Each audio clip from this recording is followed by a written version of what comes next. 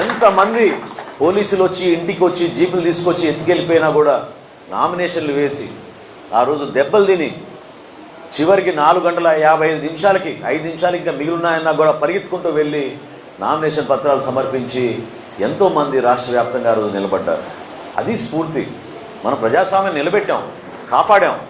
ఏదో పదవి కోసం చేసిన ప్రస్థానం కాదు ఇది.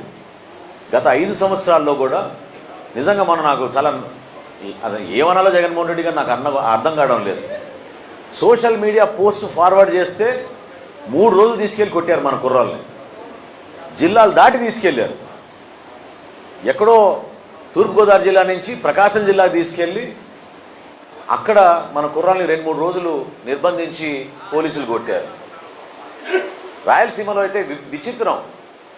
టీవీ న్యూస్లో వచ్చిన ఫోటోనో లేకపోతే దాంట్లో వచ్చిన వీడియోనో ఫార్వర్డ్ చేస్తే టీవీ న్యూస్లో వచ్చిన వీడియోను మన కుర్రాళ్ళని తీసుకెళ్ళి పాపం జన సైనికుల్ని కొట్టారు. ఆ రోజున కేసులు పెట్టారు.